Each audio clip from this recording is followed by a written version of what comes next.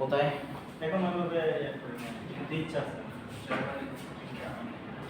Germany গেলে GL লাগবে, USD জানতে গেলে জিএল লাগবে।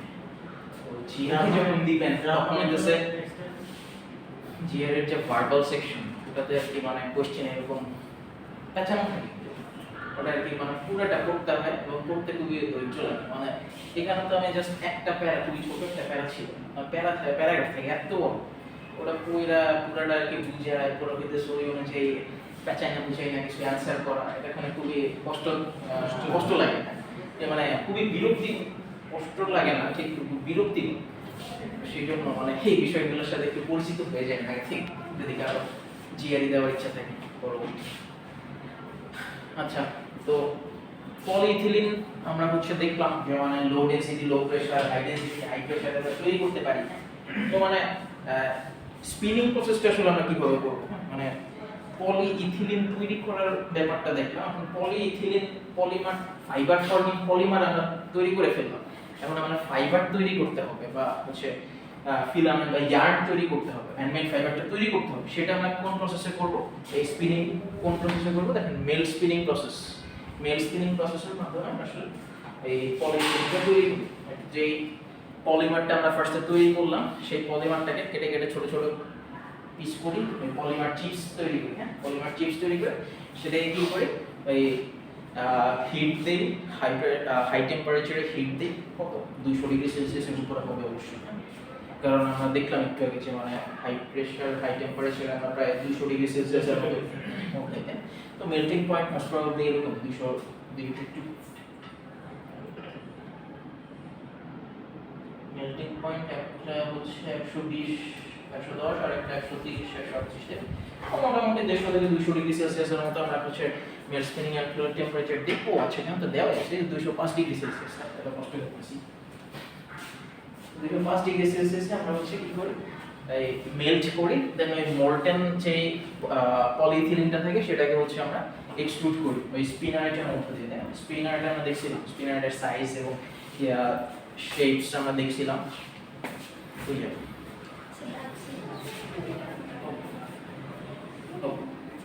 পলিইথিলিন আমরা মোটামুটি 205 ডিগ্রি সেলসিয়াসে মোল্ড মেল্ট করে হচ্ছে আমরা স্পিনারের মধ্যে দিয়ে চালনা করি। এরপরে হচ্ছে আমরা মানে লো ডেনসিটি পলিইথিলিন ফাইবার থেকে যখন আমরা কি আসলে আমাদের ফাইবারটা তৈরি করতেছি বা ইয়ার্নটা তৈরি করতেছি সরি, তখন আমরা কি করি যে মানে আমরা মেল্ট স্পিনিং এ পড়ছিলাম যে মেল্ট করার পরে যখন এক্সট্রুড করার পরে সেই ফাইবারটাকে আসলে আমরা কুল করি বা ঠান্ডা করার চেষ্টা করি, তাই না? তো যখন আমরা লো ডেনসিটি পলিইথিলিন ফাইবার ইউজ করি তখন আমরা সেটাকে মোটামুটি 205 ডিগ্রিতে তো মেল্ট করলাম, দেন যখন ফিলামেন্টটা বের হয় স্পিনার থেকে তখন প্রায় 15 থেকে 60 ডিগ্রি সেলসিয়াসের মধ্যে টেম্পারেচারটা নিয়ে এসে খুব দ্রুত আর কি ঠান্ডা করে ফেলি। কিন্তু যদি হাই ডেনসিটি পলিমারটা দেখেন, হাই ডেনসিটি পলিইথিলিন যদি দেখেন, সেখানে আমরা কিন্তু এত দ্রুত আসলে ঠান্ডা করি না। ঠান্ডা করি কত টেম্পারেচার, 100 থেকে 125 ডিগ্রি সেলসিয়াস। হ্যাঁ, মানে একটু টেম্পারেচারটা তখন একটু আমরা হাই রাখি, তখন আমরা একটু হাই রাখি। কেন? কারণ আমাদের ডেনসিটিটা একটু হাই, তো আমরা বলছিলাম মনে হয় যে মানে স্পিনার থেকে যখন আমরা বের হয় সাথে সাথেই কিন্তু আমার ফাইবারটা একদম তৈরি হয়ে যায়। আমরা ওটা একটু টান দিতে মানে একটু টান দিই যেন ফাইবারটা আর একটু মানে শেপটা আর একটু সুন্দর মানে হয়, ভালো হয়। হ্যাঁ, তো সেই জিনিসটা করার জন্য যখন আমরা হচ্ছে লো ডেনসিটি পলিমার ব্যবহার করতেছি তখন তার ডেনসিটি তো আগে থেকেই অল্প, তো তাকে আসলে যদি মানে একদম অনেক বেশি টেম্পারেচারে রেখে যদি টান দিই তাহলে সে ছিঁড়ে যাবে, খুব দ্রুত ছিঁড়ে যাবে। কিন্তু হাই ডেনসিটি পলিইথিলিন যেহেতু তার ডেনসিটিটা হাই, সেজন্য তাকে হাই টেম্পারেচারে রেখেই আমাকে স্ট্রেচ করতে হবে, আদারওয়াইজ সে স্ট্রেচ হবে না এই কিছু আছে না। ও আচ্ছা, দেখেন প্রায় 4 থেকে 20 গুণ অরিজিনাল লেন্থ, মানে যেটা বললাম স্ট্রেচ যে করি আমরা, তো লো ডেনসিটি পলিইথিলিনে আমরা প্রায় 4 থেকে 20 গুণ আসলে স্ট্রেচ করি, একদম চিকন করে ফেলি। হ্যাঁ, স্পিনার থেকে যখন বের হয় তখন কিন্তু আসলে ইয়ারটা অতটা চিকন থাকে না, তখনও বেশ অনেকটুকু মোটা থাকে, বাট আমরা স্ট্রেচ করি আস্তে আস্তে সেটাকে আমরা চিকন করি। বা হচ্ছে আমাদের যেই মানে আমাদের তো একটা রিকোয়ার্ড একটা থাকে, কি বলে ফাইননেস থাকে, যে কোন কত কাউন্টে আসলে ইয়ারটা তৈরি করবো। হ্যাঁ, সেই অনুযায়ী আমরা আসলে স্ট্রেচ করি যে আমার কতটুকু স্ট্রেচ করা দরকার।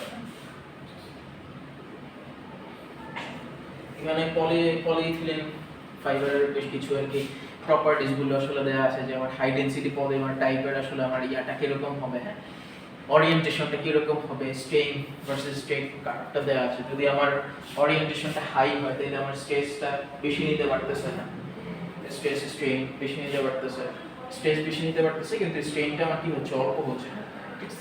সেম ওয়েতে মিডিয়াম ওরিয়েন্টেশনে কিরকম হয়, বা স্টার্টিং টাইমে আসলে আমার ওরিয়েন্টেশনে যে ওরিয়েন্টেশনটা থাকে সেটার আসলে স্ট্রেস এবং স্ট্রেস এবং স্ট্রেইন কার্ভটা কিরকম হয় সেগুলো আর কি দেওয়া আছে। পলিইথিলিন এবং পলিপ্রোপিলিন দুইটাই মনে হয় দেওয়া আছে। পলিইথিলিন আচ্ছা না, পলিইথিলিনের দুইটা টাইপ আর কি দেওয়া আছে, হাই ডেনসিটি এবং লো ডেনসিটি দুইটাই আর কি দেওয়া আছে।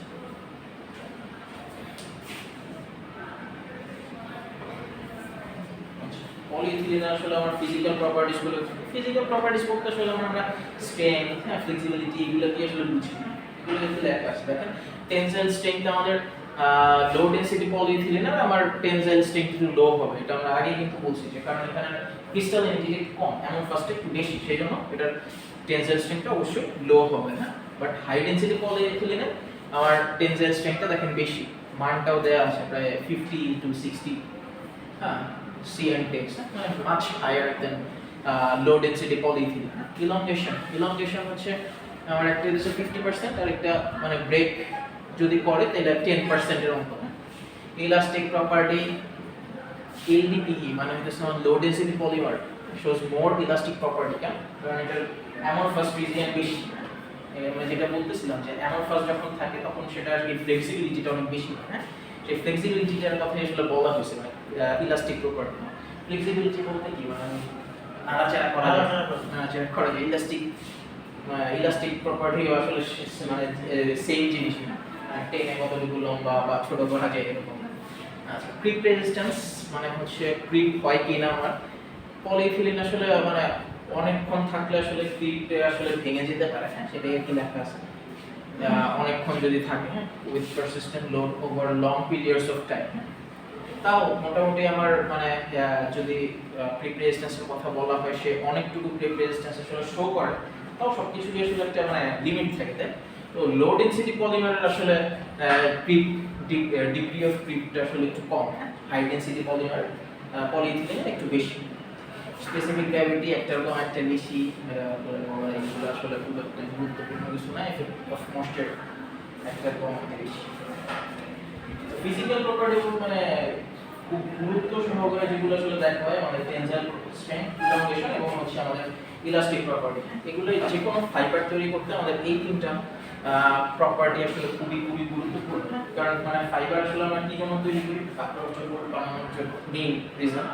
তো সেই ক্ষেত্রে আসলে আমার স্ট্রেংথ যদি বেশি না হয়, দেখা যাবে চলাচল করতেছি কাপড় ছিঁড়ে গেছে, বা হচ্ছে ইলংগেশন যদি ঠিক মতো না হয়, দেখা যাবে যে স্যুট পরে যেমন হাত উঠানো যায় না, তো দেখা যাবে কাপড় চোপড় করে টাইট হয়ে বসে থাকতে হচ্ছে, আমার আসলে নড়াচড়া করা যাচ্ছে না। ওকে, তো এই পর্যন্ত কার কোনো কোশ্চেন আছে বুঝে যাবে। এটা কিন্তু মানে শীট অলরেডি আপনাদের ইআরপিতে রেস্টুরেন্ট পোর্টালে দেওয়া আছে, যার মতো হচ্ছে ডাউনলোড করে দেখে নিবেন। না কোনো কোশ্চেন নাই? শেষ করে দিই অনেকক্ষণ।